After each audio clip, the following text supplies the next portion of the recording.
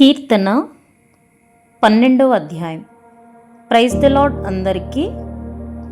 కీర్తనలు 12వ అధ్యాయంలో ప్రజలు అబద్ధాలాడేవారు, నమ్మక ద్రోహులుగా మారినప్పుడు దేవుని సహాయం కొరకు దావీదు ప్రార్థిస్తున్నాడు.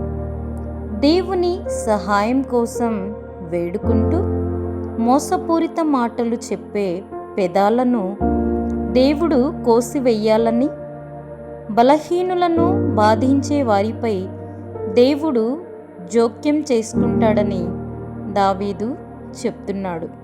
అలాగే ఈ కీర్తనలో దేవుని మాటలు స్వచ్ఛమైనవని, కఠినమైన పరిశీలన ద్వారా శుద్ధి చేయబడిన వెండి అంతా పవిత్రమైనవని ఈ కీర్తన మనకు వివరిస్తుంది. కీర్తనలు 12వ అధ్యాయాన్ని చదువుకుందాము. యెహోవా నన్ను రక్షింపుము, భక్తి గలవారు లేకపోయిరి, విశ్వాసులు నరులలో నుండకుండా గతించిపోయిరి.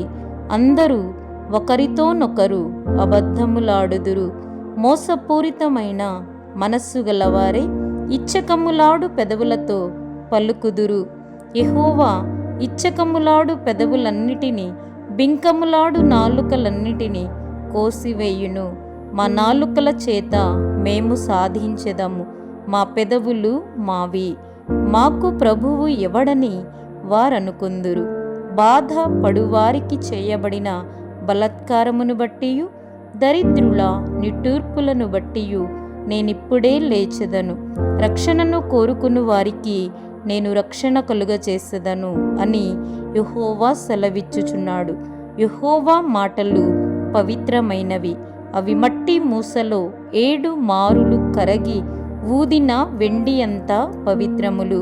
యెహోవా, నీవు దరిద్రులను కాపాడెదవు, ఈ తరము వారి చేతిలో నుండి వారిని నిత్యము రక్షించెదవు. నరులలో నీచవర్తన ప్రబలమైనప్పుడు దుష్టులు గర్విష్ఠులై నలుదిక్కులా తిరుగులాడుదురు. Amen. Thank you for watching. Next మనము కీర్తనలు 13వ అధ్యాయంలో కలుసుకుందాం. God bless you. Please subscribe my channel. Thank you.